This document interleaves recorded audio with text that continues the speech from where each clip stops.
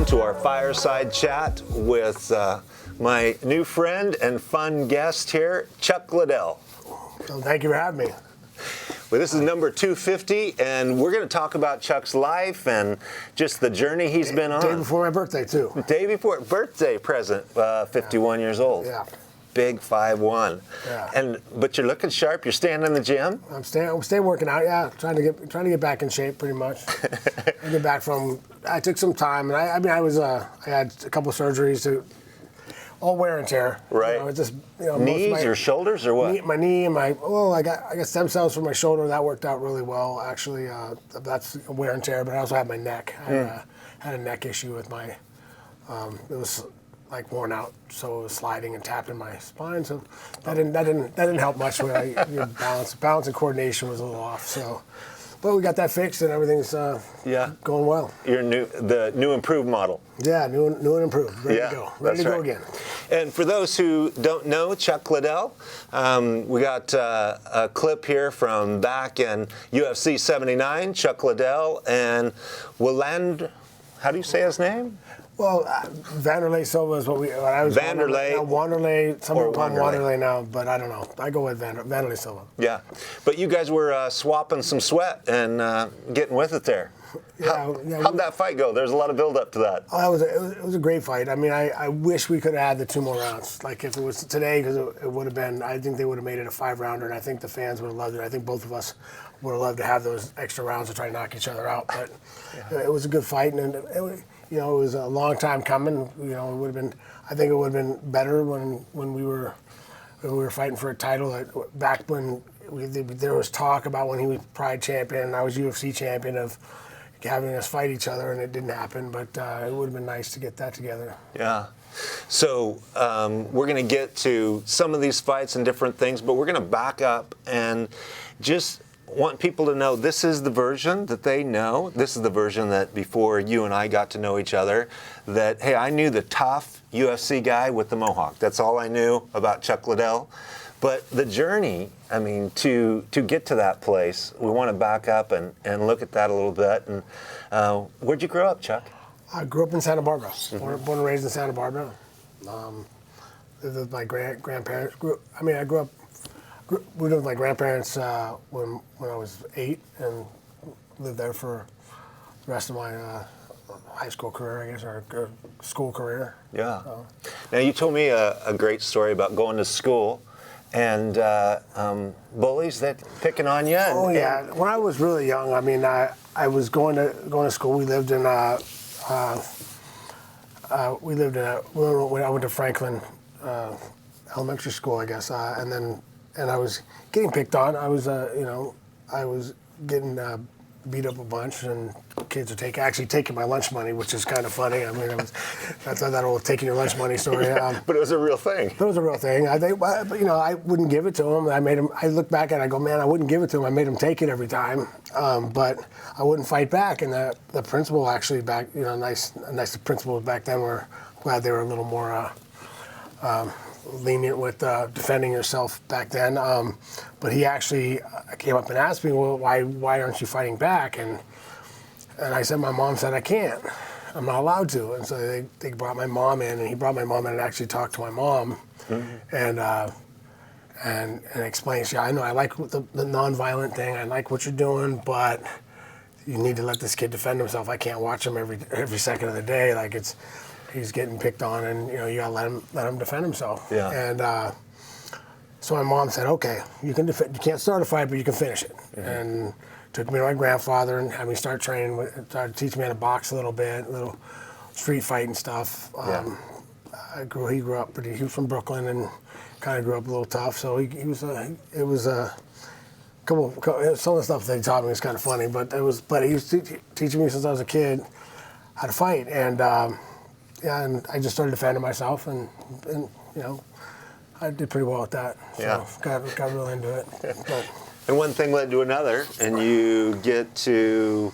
Well, I went from there. Like I think that's part of it. I started fighting, defending myself, and I always started protecting other people too. Like I didn't like other people being hurt. Mm-hmm. Like I didn't like people being picked on because I knew what it felt like Yeah. You know, so I didn't really like that at all. So it bothered me more than most, I guess. So but then I like to fight. So it was kind of like it was a win-win. I get to protect a guy and I get to fight. You know? So it was nice. And I got it. I was really used to watch Kung Fu theater, and during the middle of Kung Fu theater, there's these demonstrations of karate, like martial arts demonstrations, and there are guys breaking boards and doing crazy stuff, right? And I would, you know, I looked at it and I'm like, you know what? So Chuck Norris, Bruce Lee. I don't even remember who the guys were who they were doing. I just remember they were these things, you know, doing these crazy cool things, you know? And you know, I begged my mom to teach me, let me go join karate and do karate and do this stuff. And I actually, I even got I got the book out of the library. And I'm sitting there trying to teach myself how to do. Now, if you've never done martial arts at all, and you're trying to learn it from a book, is that the way to go? Absolutely no chance. At least I didn't. I couldn't. I got nowhere close. You couldn't get the chi. I couldn't get anywhere close. Like when I looked at books after, you know, I've been doing martial arts for a while. It was easy to kind of figure out how they're doing the moves and kind of play with them a little bit and figure it out. But before that, no chance. Everything was wrong. But you know, I begged my mom for about 2 years, and she finally, you know. Actually, we went by this Kempo school 3 times. In Santa Barbara. In Santa Barbara, and it was closed when the open hours were open. It was supposed to be open, and it was closed like 3 different times, I think it was, or 2 or 3 times. And we were walking home, and on the way home, we actually walked by this traditional karate school. It was called Koikan Karate Do. And we decided to walk in there, and they sold us a year membership, and I started doing martial arts. I started doing karate. And you were how old? And I was 12 years old. 12. And they're an old school style. They teach. It's really, you know, it's like okay, go show you a move. Go do that 500 times on each side, and we'll come back and look at it and see what we got to do to adjust it, and then maybe teach you something new if you're ready. And there's hard styles and then there's soft styles. It's more of a hard style karate, but it was a lot of repetition, and a lot of discipline. Like a lot of okay, go there and work on that right now, and sit there and do it over and over. Reverse punch, do it over and over. And for me, like I was really kind of an ADD kid. You know, one of the people my friends say like, man, you're like a shark. If you stop moving, you'll die. Like I'm always moving around. So that was actually.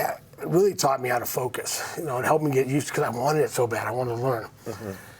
But in this style, like they have a big attrition rate at about 3 to 6 months because I think that's when you figure out you go in 3 to 6 months. You figure out that they're not going to wave a magic wand and you're going to be able to kick everybody's ass. But you know, you're not going to be able to beat everyone up if they wave a wand. Well, if they wave a wand and you're going to show you some magic moves and you're not going to be able to beat. There's no magic moves. You learn that hey, what gets you there is hard work. And for me, like a lot of people at that point, I don't want to do that. That's hard work. I just wanted to learn. I wanted to be able to be a badass. You know, and then but to me, I said, wait. So if I work hard, I can be better than that guy. I can get better. I can pass that guy that's better than me now. I can get better than him. It sounds pretty cool. Like that became my passion, was to learn more and get better and be able to beat more people. Like be able to beat more people. And is it helpful because you go, hey, brown belt, you know, all the different belts, because each one's an increment of I think that progress or not? I think you didn't really care about that. I didn't. The only thing I cared about is that meant I got to do something new. Like because it was kind of like once you get your green belt, then now you can spar. You can do this, and now you can do this. Now you got this, on your brown belt. Now you're allowed to go to this and do this. Okay. So that for me was the difference. Like I didn't really. Me being able to beat people sparring was what mattered to me. Like I sit there and I love sparring. I love training. I sit there and I bring my bag in. I'd sit there. It was like an open mat. Like that's how they did their training. Was they had some couple of conditioning classes, but there's an open mat basically. So I just come in. And I'd sit there and I wait for people. Hey, you want to spar later? Okay, yeah. I'd warm up and I'd warm up and spar, and then if I during the summers I just sit there all day just waiting for people to work out with. But yeah, so that kind of joined the martial arts, and that got me. My love of martial arts was something that stuck with me all the way up through high school, and I go to wrestling practice, and I'd still go to martial arts afterwards. I go to a wrestling meet. If I had time, I'd go to practice after. Yeah. I just wanted to learn. So I practiced whenever I could. And So you started wrestling high school, like freshman? my sophomore year in high school. Actually, that was funny too. I just kind of was thinking, like, our football coach said, "Well, what other sports are you doing?" I'm like, playing baseball. Okay, you're wrestling, because I didn't have a winter sport. So he's like, okay, So you you're wrestling. played football though too? I played football, and then my football coach required us to do wrestling for conditioning off seasons, everything. Yeah. And so I ended up just liking wrestling. So I started wrestling, and it actually worked out for me. I mean, that's the reason why eventually I went to Cal Poly, because I wanted to do both football and wrestling. Okay. But after a year of doing both, for all that time.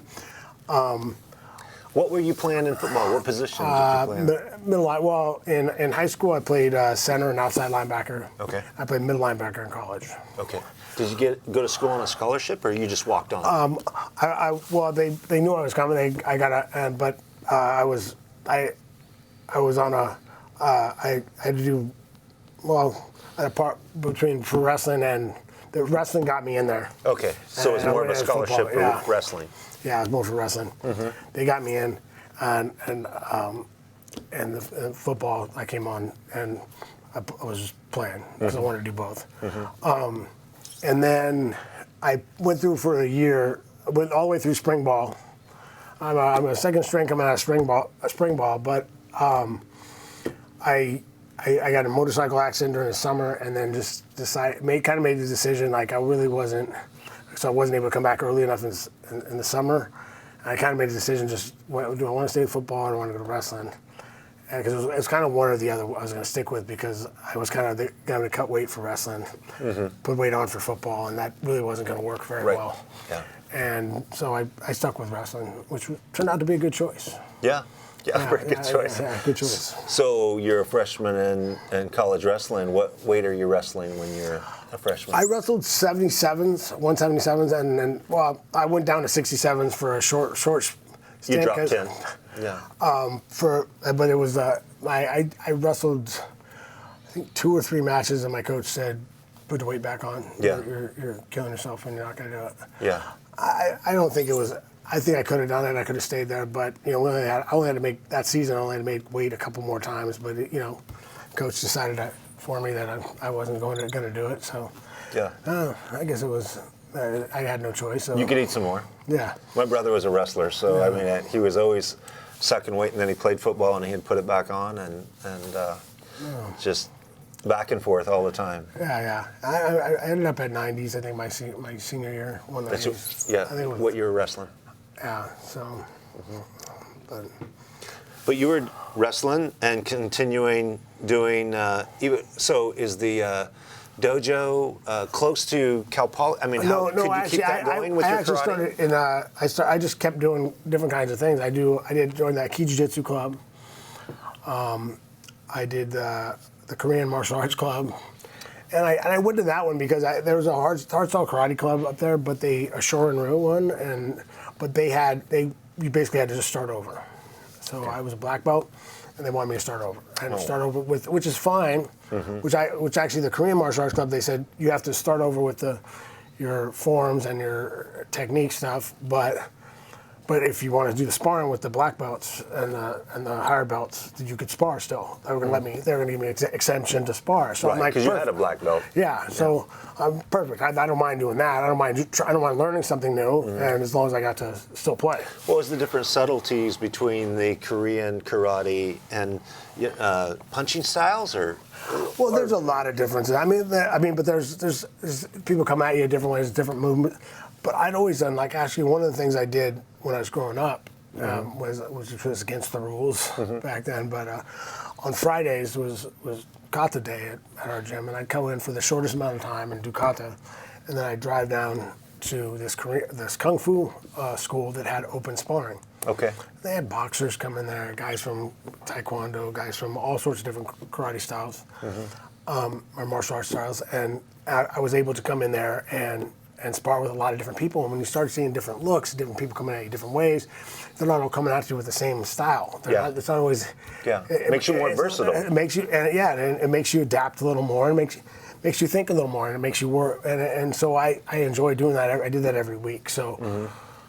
So I go there and I learned a lot. You learn a lot because that way you're more prepared for people to come at you in different ways other than the people that you fight with every day at the gym. Yeah. Because not everyone's going to punch you that way. They don't want to throw it off. Yeah. There's moves you can get caught with if when you're surprised. Like even when I first started doing kickboxing, I remember throwing spinning back kicks and guys that just had a strict Muay Thai background wouldn't be ready. They didn't know what I was doing. They thought I was doing. I hit them with it, and they open up, and I hit them right in the body with it, and it worked great. Yeah. Because they weren't expecting that. They weren't expecting me to throw it. Yeah. So. So you're in college. You're going to Cal Poly, and this is of the Fireside Chat. This is issue 250, and I think it was back like 187. Pastor Rob, he had on John Hackelman. And so somewhere in here, you guys meet. How'd that go down? How'd that come about? Well, because it's really going to change the direction and the future of your life, both of you, in a big way. Yeah, for sure. I mean, it's a funny thing how weird things happen, things fall together. The long version of this story. Now, I started. Alfie Alcaraz wrestled with me as a 118-pounder at Cal Poly. Yeah. And he's from Vegas, and he came and he was interested in learning karate, and I was teaching him how to kick and do stuff. He's done some boxing when he was younger. Mm-hmm. And he was really interested in that and got into it. When he went back to Vegas and stopped wrestling and went back to Vegas, he was like, I want to compete. Like I want to keep doing this. And he was looking for an instructor, looking at me and asking me questions. And from people he talked to and talking to me, he picked Nick. I didn't know him, but just hearing about him, I thought it sounded good. Nick One Kick Blomgren, which wound up being his trainer. And they started training together, and he started kickboxing. So I started competing in kickboxing. I went and saw him in LA one time. So I was going out to see him fight in Vegas. Mm-hmm. Now this is going to jump ahead of when I met John right before that. So, okay. But the week before that I met John, so I don't know which way to tell the story first. But we'll track with you either way. But here, so I went out to Vegas to go, and then we'll flash back to when I met John. I go out to Vegas and I go to watch him fight, and I go to his weigh-ins because we're friends. I came out there to see him. We're at the weigh-ins and I'm waiting, and Nick comes over to me and goes, "Hey, Alfie says you're pretty tough. Do you want to fight tomorrow night?" And I kind of thought about it for a second. I went, "Sure, why not? Let's do it." Mm-hmm. All right, cool. I can fight. Mm-hmm. I love fighting, right? Yeah. So, perfect. And he goes, "Well, that's let's go weigh in." So I got to weigh in. So I go to weigh in, and the commission's looking at him like, and asked me like how many fights I had. I'm like, none. I'm like, they're like, looked at Nick like. No official fights. You've had lots of sparring. Yeah. We're not talking street fight. We're talking kickboxing matches. They asked me like, they didn't ask. I mean, am I like in the ring? Like, none. Mm-hmm. And they looked at Nick like, "Come on, man, you can't pull this guy off the street and have him fight your main event." He was gonna put me in the main event. It was like I was 15-0 or something. Like, I'm like, come on. They're like, come on, and so I was actually kind of disappointed that I wasn't gonna get to fight. And he kind of talked to me and said, "Well, you know what? If you go home and train, I'll put you on my next card. Next time I throw a show, I'll get someone for you. You can have your first fight."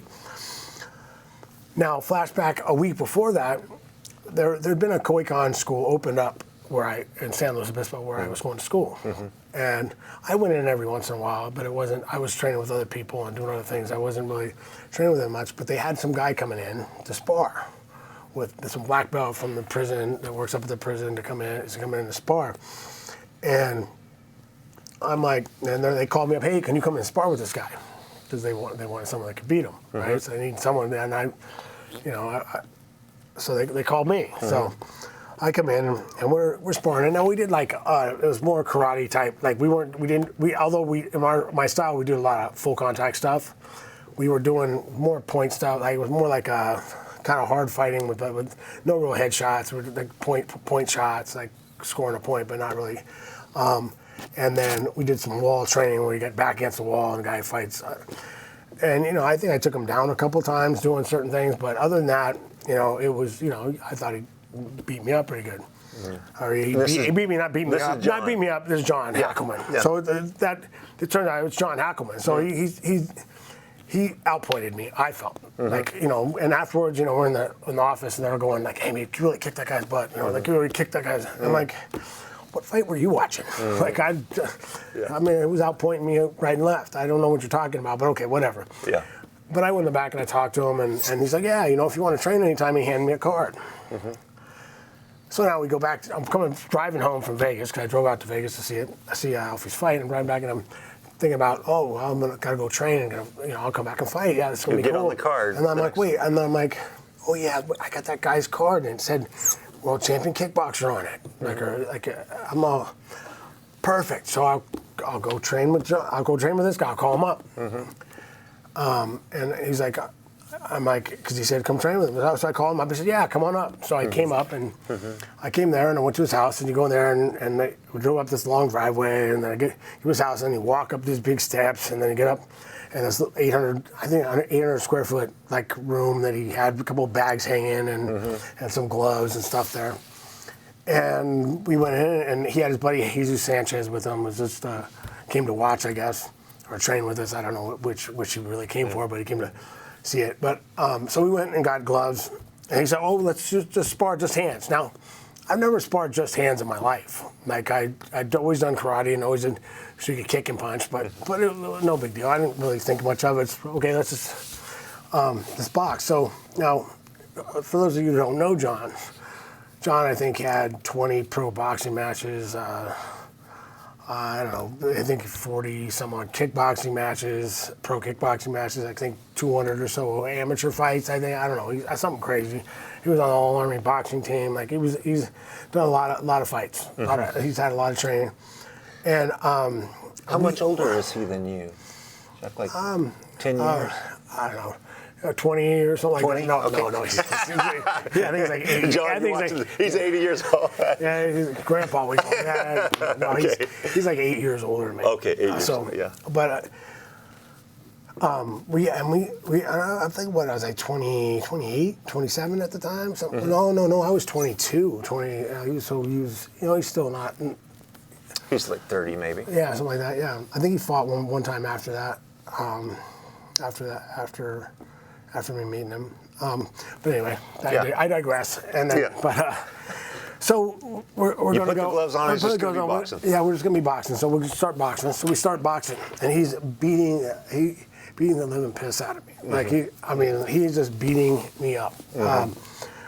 And we keep going and going and going, and finally Jesus Sanchez goes, "Hey man, stop! Like, come on, guys, can we just train? Can we just work out? Like, I can't watch this anymore." Like, I think he just got tired of seeing me eat punches in my face.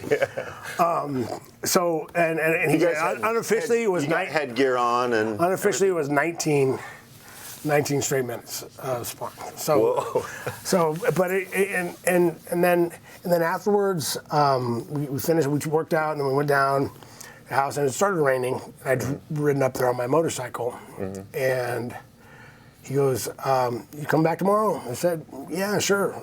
We training tomorrow?" I said, "Yeah. Well, here, take my truck." Man, that's fine. I can drive my motorcycle. It's okay. He said, "No. Just push that in the garage. Take my truck." And he throws me keys to a brand new truck. Now this is the second time I met the man, and I trained at his place for probably the next, 6 days a week, maybe been up there 6 or 7 days a week for the next probably I think 7 or so years, but until we both opened, I think 6 or 7 years until we both opened gyms. So then sometimes we're just at the gyms training. But now that place is the Pit, or known as the Pit. Yeah, that was the Pit. At his place, right? Yeah. Yeah, and it was always a lot of fun. But I get what John does though now too. Like, because we were up there, and for a long time we'd have people that would come up with, "Oh, I want to train. I want to do this. I want that." And they come up and they get it, and they get put through it. I mean, how tough are they? Yeah. And he was, I think, They get evaluated pretty quick. Yeah, and I think a lot of it had to do with he just, he wasn't charging people. It was for free. And if they're going to come up there, he didn't want to waste his. I don't know if I've never talked to him about it, but I didn't know if he just didn't want to waste his time with people that weren't tough already, or you want to make sure you're tough. If you're tough, then. Because I remember one guy used to come up all the time, and would come up, and every time he'd show up late, and we'd be done sparring, and John would look down. Oh, Mike's here. Get the gear on. We're sparring. How does this kid keep coming back? I mean, he had a big mouth, but he kept coming back. John finally goes, he's here again?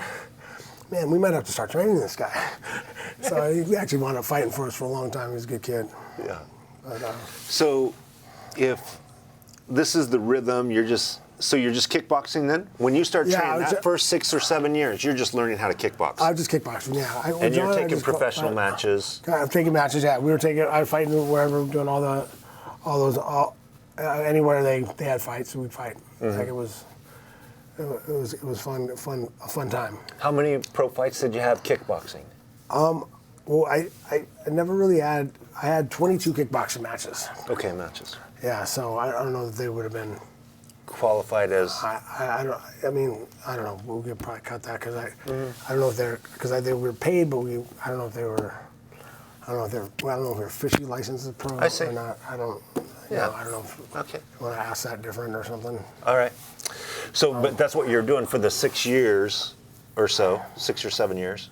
Yeah. So I was kickboxing. I had 22 kickboxing matches. Mm-hmm. I was 20-2 as a kickboxer. Mm-hmm. And then from there, like, it was kind of at the point where, I put pressure on John. Like we need to start really going and trying to make some real money doing this. We need to get bigger fights and start doing some bigger. So this is all for fun? No. We were fighting, trying to build up to it, but it wasn't. We're making a little money here, a little money there, but it wasn't like retiring money. It wasn't like you're gonna. And I was bartending and bartending and kickboxing. I was having a great time. Yeah. I loved it, but I needed something more substantial. I was getting pressure from my grandma, because you got a degree. A lot of people don't know. I had a degree. Accounting concentration from Cal Poly, and she really wanted me to go get a real job. So I think she was wanting to brag to her friends. Done? You need your taxes done? Chuck's going to do your CPA. Don't know about that, no. But you have an accounting degree. It's not like, because you told me when you were in high school, you played football and you wrestled, and then you just did your schoolwork. I mean, you didn't do anything really outside of that. I mean, it was there was such a discipline. I did that really, and karate. I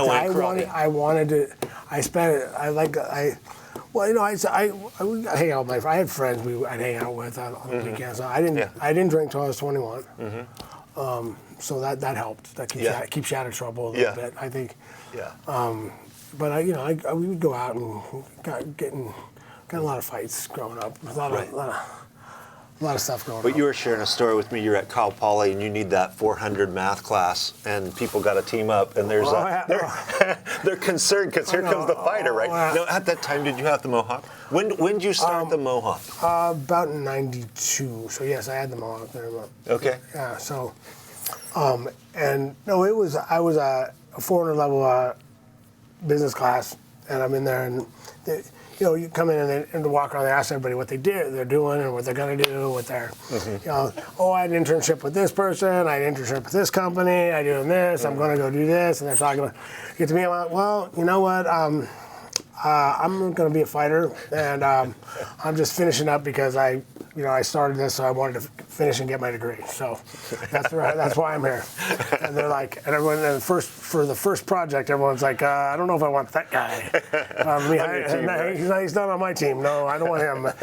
I got an A in the class, so I after the first project, everyone's, okay, he's not so bad to work with. So it wasn't hard to find a partner then. But. Yeah, because it's easy to get that label, hey, here's the guy with the brawn but without the brains, but obviously you could get an A in your... that was a comfortable place for people to put fighters a lot of times. It's like, guys want to think, this guy's smart too. Like, that's not... Yeah. I want to have something on him. He kick my butt and he's smart. Yeah, that doesn't work. I don't like that. So if John was sharing on his program and just reviewing some of it, because it's great to hear your story and how your lives intersected, that he said when he fought with you, he just knew you had it. He knew you had the toughness and the tenacity, I guess, or just that factor of that championship quality. He sensed that in you. Yeah. Well, I mean, I didn't know what quitting was. Like, Yeah. You know, it wasn't like, you know, and I've always said it's a, you know, mental toughness it's an everyday thing. It's an all the time thing. Yeah. You have to reinforce it and practice it all the time. And that's just the way everything was that way when I was growing up and being. When it came to sports, it's like that mental toughness. You always have to. Yeah. You always have to do your best. You always, and you know, I just always say it when I walked out to a ring. Like people go, "Hey man, go kick his butt." I'd be like, "I'm gonna do my best." And people people say I would say that. That's a weird thing to say. Like you're gonna do your best. Like what's that mean? Like no, you're gonna go out there and have some confidence in yourself. No, that's me saying I have confidence in myself. I do my best. I'm gonna win. Yeah. I go. That's how I feel. If I go out and do my best performance, I'm gonna win. So I'm gonna go out there and do my best. And that means that's all you gotta ask from me. That's all you can ask from anybody, really. So how do you get the label, the Iceman? How'd that come about? It's from John. John liked to nickname people anyway. I think it was my fourth or fifth fight. We were in Strongbow Arena in Is this UFC or kickboxing? Kickboxing. Okay. Kickboxing. And I had to show up they wanted me there by 5, and I think I wasn't gonna. There was a lot of fights on the card. I wasn't gonna fight till like 9 at night. And John says, "Okay, I'll come find you around 8 o'clock and wrap your hands, and then we'll get warmed up and get ready." And so he comes back down around 8 whatever, starts looking for me when it's time to take my hands, and he can't find me. He's going, did he leave? Like, did Chuck leave? Did he go somewhere? Does anyone know where Chuck went? Like, where's he at? Yeah. And he's looking all over for me, and he finally finds me, and I'm curled up in a corner sleeping with my head on a tie pad, like just out. Like, and he's like, "How are you asleep?" Like he used to get nervous before fight. Like I'd go up and down before fights, all the way through to the fight. Like and he couldn't believe that I was sleeping, so he started calling me the Iceman, and it stuck. Yeah. You're like, let's take a nap and get charged up, right? Yeah, I was just I was excited. I wanted it to happen, and I always felt like if I go to sleep, I can. When I wake up, I'll be closer to the fight. Right? It's ready to go. Let's go. Yeah. So you do your kickboxing. John also said, "Hey, I don't really want to." You were saying, "Let's take this to the next level, John. Let's do something." And John's like, "I've been there, done that.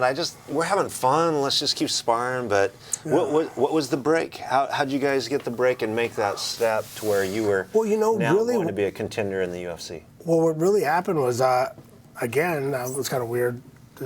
I didn't realize this until a couple years after I retired.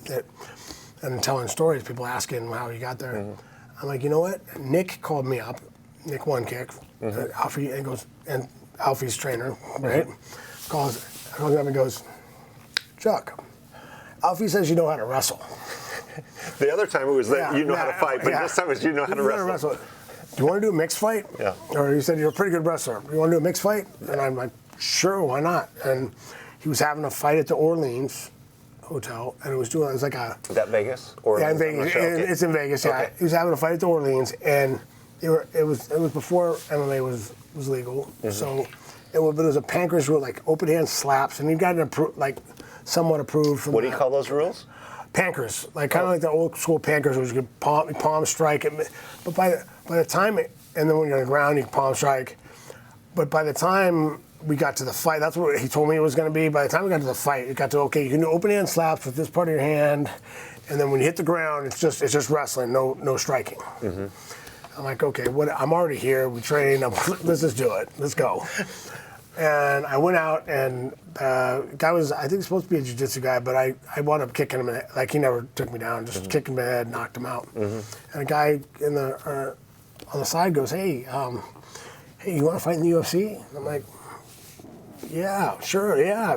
People talked to me about it forever, and I thought, oh, that'd be a perfect match for me, but how do you get in it? No one knew it. Back then, no one knew how. You don't know how to get in it. Did Dana White start that from the beginning? No. Oh, no. Okay. No. He stepped in later. Yeah, I stepped in later. Okay. So and then I went, and then UFC 17, I went in as an alternate, and and I went in and fought. Like 98, 97? I was 98. 98, okay. 98, yeah. And that was a fun one. Funny story from that. I got a couple funny stories from that one. Was like, I get there, first off, I'm on my way to go weigh in, right? They flew us in. Back then, they flew you in on a Thursday to fight on a Friday. So I'm flying in, and I got to weigh in right when I get there. The weigh-ins have already started when I get there, and so I'm cutting weight on my ride, my flight, and we connected to get there. So at the connection, I put on some plastics, and I started plastic suit and started sweating and getting there. So now I'm sitting next to the poor guy on the plane, sitting next to him. I'm sitting there sweating next to him, doing this, well, whatever. So we get there. On a commercial flight, you got your plastics on? Yeah.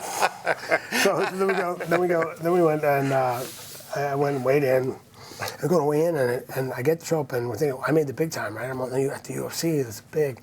I get there and I look, and they're using a bathroom scale. And I'm not talking about like a digital bathroom scale. I'm talking about like one with the little needles. Yeah. I'm going, really? Like, get on there, and then I'm like, and the guy goes, hey, is it okay? Noe Hernandez he was 2 pounds over. Is that all right? So I look at him. On that scale? On that scale, are you sure? Yeah, he's fine. Okay, we'll be okay. It's fine. And then we went. So we go and we fight, and I beat him. Are you up to 220 at that time? Are you that big? I was 215. 215, yeah. So and we're fighting 200. We're 199 back then. Okay. And so we go, and I beat him. And then I'm the alternate, right? So I want to get in the tournament because we got $1,000 to show up, right? But we got $10,000 if you took second and $20,000 if you took first. So just getting back into the tournament makes me $10,000 more, and then win it, and then I get another fight. This is the first shot at big money, right? Yeah, first shot at anything more than probably $1,000 or $2,000 here and there. And so I'm excited. So, Dan Henderson's in the back, and I know him. In the first round of the tournament, he won, but his leg was beat up from getting leg kicks, right? And he's asked me, so what do you do for this? What, I'm like, I think you probably shouldn't fight. You should probably just save it for another day. Save it. You're the I'm the alternate. I'm like, you should save it for another day, bro. Like, another time. But he did, and then he went out and won the thing. He did the right thing, but I couldn't resist. I had to try. Yeah. I wanted to fight. So you didn't make it in. So I didn't make it in, but I fell in love with the sport, and that's you got your foot in the door there. And that was it. So if that's UFC 17, are you going back for 18? How did it begin to progress? Did it take some time? I went and fought. I fought in Brazil. Oh, in Brazil. And then I got Then I fought again in the UFC, and then I fought a couple more times. I wound up hooking up with Dana actually as a manager. Okay. And he managed me and fought. And actually turned down the next deal that the UFC offered me because it was like 1-on-1. 1,000 to show, 1,000 to win, 2,000 to show, 2,000 to win, and 3,000 to show, 3,000 to win. And Gina's like, what's he going to do with that? Yeah. If that's a year contract. It was an exclusive year contract with the UFC. It's that's not going to happen. Yeah. And so I went up fighting somewhere else. I went fighting IFC. And then I got a contract after that with the UFC. It was a lot bigger. So a lot better. A lot better contract. And he was able to work that out for me. So when did you get your first shot at the title? You go back to, takes you a few years, and it takes a while. I got my first shot. To get ranked, I mean, you have to, right? Well, you just keep fighting different people, and I had some big wins, and then I was supposed to fight Tito, and then he was he the champ at that time? Yeah, he was the champ at the time, and then he decided he said we were too good of friends to fight. We got into all that stuff, but we'll do that another time. So we wound up, he wouldn't fight me, then we didn't fight, and then I got to fight for an interim title against Randy Couture. And I lost that fight, and that was, you know, that was a pretty it hit me pretty hard because I was more upset about letting Tito off the hook than I was of losing to Randy, because Randy's a tough guy, great fighter, and he beat me that day. So it is what it is. But I was more upset that I let Tito off the hook. Like he might never have to fight me. Yeah, because you took Randy's fight and lost. And then he wound up fighting Randy. Wound up fighting Randy, losing, and then having to fight me and got knocked out. But that's a long, full story. But yeah. There's some of the fighters that you faced a lot, right? Who'd you fight the most? Did you fight Tito the most, or Randy? Randy was the most. Well, now both. If you count the 2018 fight, both Tito was 3 times and Randy was 3 times. 3 times. And so, what was your record with Randy 3 times? The first time 2-1. 2-1. And then 2-1. And then okay. Yeah. So you beat Tito twice, and he beat you once. Yeah. And then, who's somebody like this, Wanderlei Silva? Tough guy compared to some of the other guys. He's tough, man. Yeah. He's one of those guys. He keep coming at you. He's got no quit in him. You know, he's a tough guy. He's gonna keep fighting and fighting. So yeah, that was a fun fight. So the 4 things that you really need as a UFC fighter: MMA. This is the new thing, right? You got to be a wrestler. You got to have wrestling. Wrestling, yep. You have to have Jiu Jitsu, or submission holds. Yeah, it was Jiu Jitsu. Basically, ground fighting. Right. Kind of ground fighting. So, and wrestling is takedown, like judo, wrestling. I consider that part of it being anything getting you from your feet to the ground. Okay. Or getting. Yeah, because most people think of wrestling, but this basically takedown, get up. That's wrestling. And I consider the rest of wrestling, which is part of wrestling too, but on the ground and getting out and getting back up and all that stuff has to do with jiu-jitsu or ground fighting. Different styles, you can call it whatever you want. Like it's martial arts. You can call it whatever you want. It's just that. And then there's striking. There's striking. Hands and feet. Hands and feet. Yeah. And then other than that, then there's other stuff. Then conditioning, right? There's conditioning. You got to be in shape. You got to be in great shape. And then there's that intangibles. Athletic ability. There's some guys are freak athletes. Someone being able to take a punch. Like everybody's ability to take a punch is like just raw ability to take a punch is different. Yeah. Who can, like some guys you can hit them in with a brick and they still keep coming. Yep. And I think that helped me in the beginning of my career. You hit me in the head with a brick and I'd still keep coming. But then other guys, you barely hit them. And usually it doesn't happen in fighting. You don't see too many of them, but you see guys that you don't have to hit them too hard to rock them or get them hurt. So. Everybody, and it's all different for everybody, but that's stuff that you really can't change. I mean, you learn how to absorb punches, how to not get hit, how to be defensive. And most people are somewhere in the middle anyway, so you have to just get better at not getting hit. Yeah. And different ways of fighting, but. So you were sharing with me that you just took the best of those 3 things, Yeah. Well, for me, explain that one of the things when I got into the sport. Was everybody was coming in with one thing, and one discipline, and having to learn the other 2, like the 3. So people would come in like they're a great wrestler, and they have to learn striking and ground fighting, and submissions. Or they come in with they're a good striker, and they got to learn how to stop takedowns or jiu-jitsu and ground fighting. So, and one of the advantages I had coming in is I was a wrestler. And a kickboxer. Right. And then I had to learn submissions. And one of the things that when I got in that position was I really concentrated on, I started learning jiu-jitsu. John Lewis is my first jiu-jitsu coach. And I used to work with him and Scott Adams, I worked with him a lot. We were training, learning together, learning jiu-jitsu together. And the thing that we really did was concentrate on concentrate on getting out of bad positions, staying out of submissions, and getting back to my feet. Because I felt on my feet at that point especially since I started in fight. I was really starting fighting in the UFC at the top level of the fighting game, and so I really wanted the best place I could finish a fight was standing on my feet, knocking people. I had knockout power with both hands. I'd kick knockouts. I could kick hard. I kicked hard. I was a good kicker. Because your record was, I mean, how many knockouts? Because you had like... I think I had 13 between the UFC and Pride. Okay. And then I might have had a couple. I'd have to look at my Yeah, record. right. Funny thing is, everyone asks me all the time. I don't really look I at my knocked out record. a lot of guys. I don't look at it a lot, but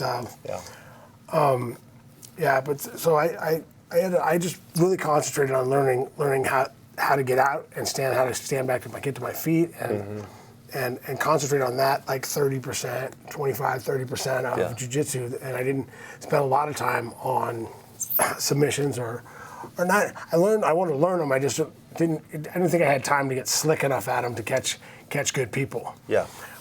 So but that's still one of my favorite things to do is learning jiu-jitsu and then getting better and better at jiu-jitsu. And I still. So did you submit very many people? Because mainly it was about getting that wasn't how you went. You were... No, I had one submission. You were a striker. A striker, yeah. And did you have to tap out? Did anybody get you in a submission that you had to I got an arm triangle. Arm bar. Stopped in an arm triangle. They stopped. I still argue that they stopped the fight with Jeremy Horn, the first one. They said I went out before the bell. Oh, okay, in a chokehold. And it was an arm triangle. I didn't know what he was doing. Like at that time, I just didn't know what an arm triangle was. I didn't think he had anything. Honestly, I think if I'd known that there was more time, I wouldn't have let him sink it in. Yeah. As far because I thought there was 10 seconds left. They didn't have anything. He had my arm in there, so I'm like, now I'll just sit here and wait. Because we had overtime after this. There's an overtime, and I'm like, we'll just wait. Yeah, and you went out. And and they say, well, my argument is, if I went out before the bell, why didn't you stop it before the bell? Right. I didn't make a move until after the bell. I see. So, but it is what it is. Yeah. I got a rematch with him and won, so it's okay. Your most memorable fight? Memorable. Ooh. Toughest. It's a tough. I mean, the toughest thing with that is I usually, if I have to default to one, it was I think the Randy, the second one, because I got to avenge a loss and I got the title. Yeah. After it was right after doing the show, so there's a lot of build up to it. I mean, a close second would be probably it's between the third Randy fight, because I've proven that second one wasn't a fluke, and the first Tito fight, just because I was proven I would do to him what I said I would. Right. And you felt like that had been being dodged for a long time, and it finally happened. I could make it happen, and I got to end it the way I knew I could. Yeah. So what changes in a person's life? Now you're the champ of the world. I mean, you're the heavyweight champ. Light heavyweight. Light heavyweight. Yes. What happens? What goes on inside of you? Everybody that they'd want to sit where Chuck is. You're holding up the belt. You've just won the UFC Light Heavyweight Championship. It's one of those things I think you figure out later in life. It's like, and don't get me wrong, I do it again. I love doing it, and I love doing it. But at some point you figure like there's got to be something more. Because it's one of those things where you.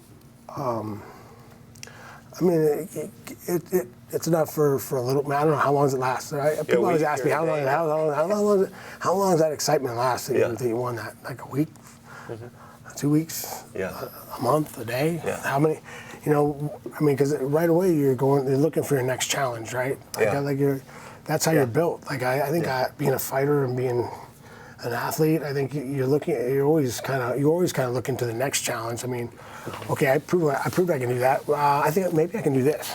Yeah. I mean, that's just like any of these like watching the Pro BMX or any of these they've seen their whatever you want to watch them do this trick, this crazy trick that they want. Well, maybe I can make it. Maybe I can do it twice. Yeah. Maybe I can do. Maybe I can flip once, but maybe I can flip twice. Like maybe I can do this. It's like there's always that.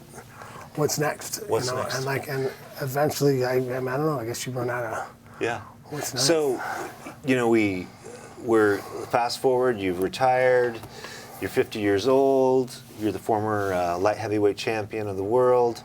and it's 2020 and things shut down, and you get invited to go to a Bible study. Most people wouldn't really think of, if I think of Chuck Liddell, Chuck, you got any spiritual background, Chuck? Well, my mom was a Sunday school teacher for a little bit. And my mom, we went to church every Sunday. What kind of church do you know?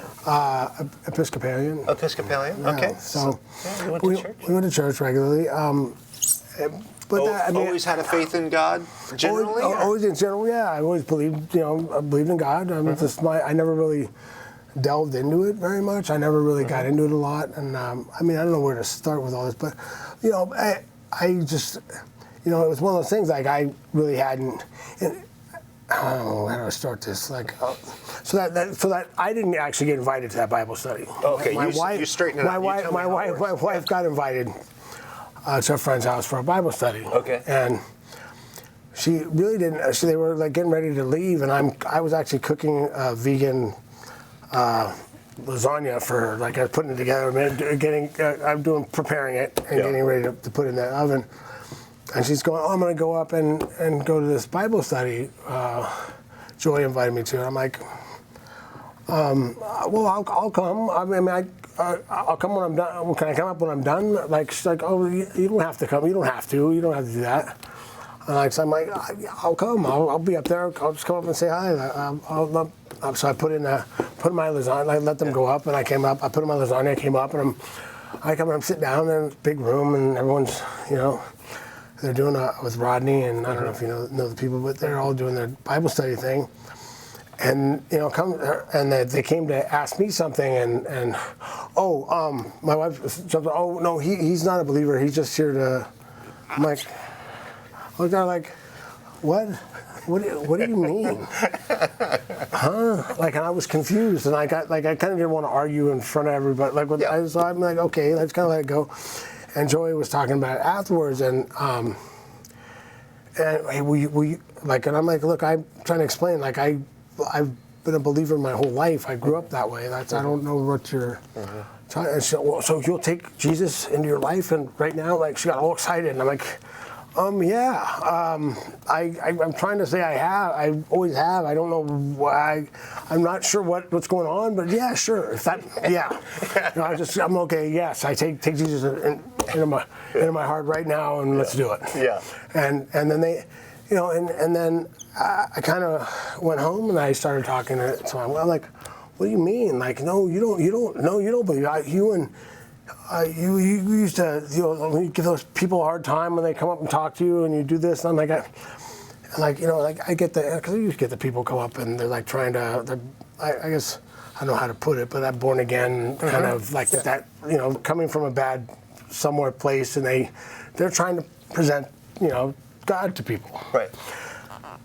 And I kind of they talked to me like I needed to be saved, and I always took that offense to that, and It actually took me a while. I was actually on a men's retreat with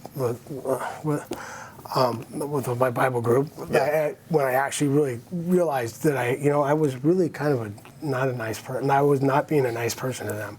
And I always thought, I just took an offense that these people that obviously have done a lot of bad things in their life and made a lot of bad decisions, and they're going to tell me that I need to find Jesus when I know more about the Bible and I know more about it than they do. So I got all, and so I just would kind of be rough on them. But my wife read that as I was Christian, anti-religion, anti-believer. And I'm like, well, that's not good. And I kind of realized I really should have been. You just help them.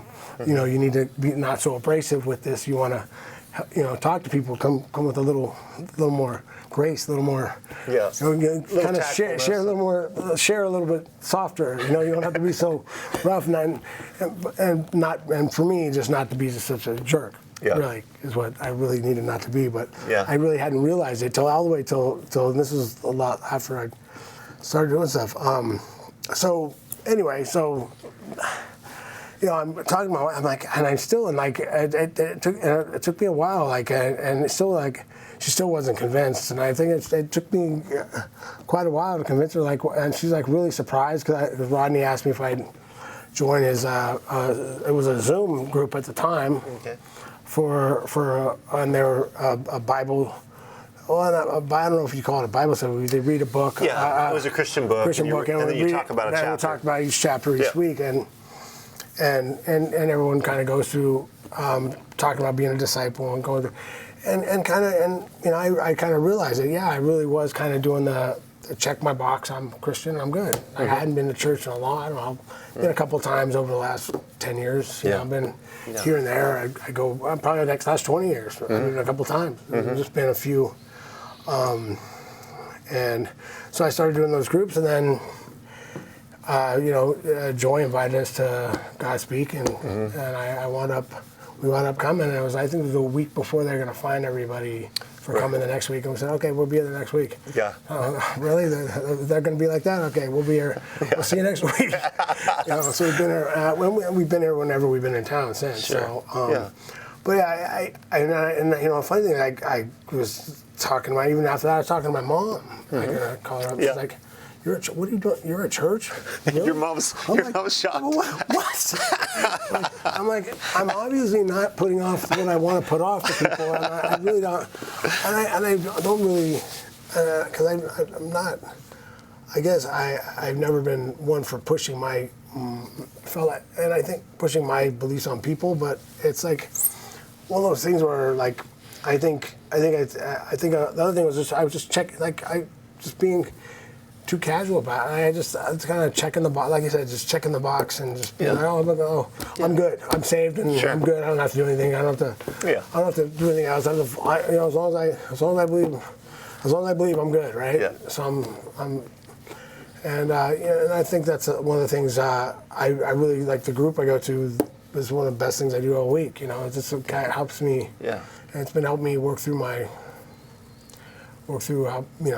helping people, and it's a nice feeling, Yeah, amen. So what's next for Chuck?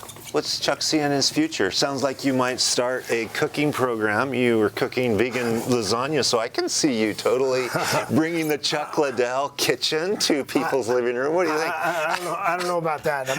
I try, and I like cooking. It's something I used to do with my mom when I was a kid. Once a week, we'd cook a thing out of a meal, out of a cookbook thing, and I do it, and that was always fun. So I think I still like looking up recipes and trying to make stuff that's halfway decent.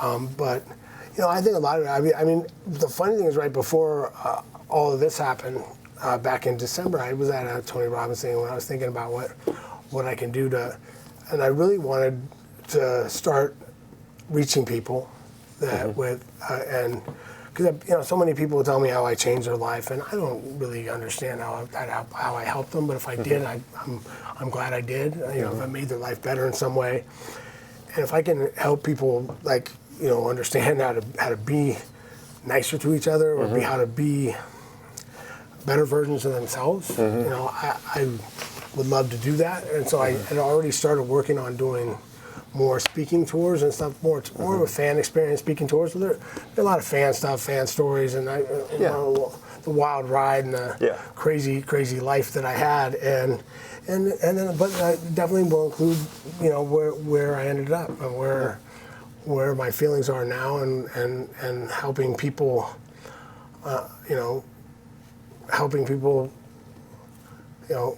lead better lives.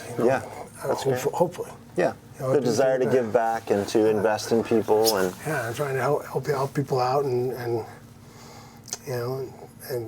get people going. Yeah, well, I think that's the natural progression is that we find, because we're really looking for meaning and purpose. All of us are looking for significance, and when we see we can help someone, it's really rewarding to say, hey, I was able to, minister, even though, like you said, you're surprised how their responsiveness, that you changed their life, and you're like, oh wow, I didn't know that. And I think at some point I kind of feel like now it's kind of, I feel like it's more important, and it's more something that I'm more driven to do, and driven to make that change for people, and make them offer them, something to, to push forward with. Yeah, amen. All right, well, we're out of time. Chuck, thanks so much. What a blast just to hear your story. And we've been friends for a short time, but I really love hanging out with you, and enjoy your wife Heidi and the 3 beautiful kids you have, Danica, Charlie, and Gwen, and just what a beautiful family you have. And people see Chuck maybe as a fighter, but they don't know him as a husband and a dad, and loves his kids, and what a blessing. So, hey, we want to send you off with a blessing from Numbers chapter 6, verse 24 through 26. The Lord bless you and keep you. The Lord make his face shine upon you and be gracious to you. The Lord lift up his countenance upon you and give you peace.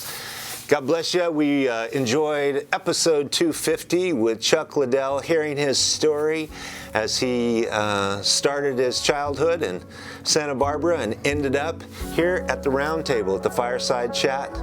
God bless you guys. See you next time. God bless you guys.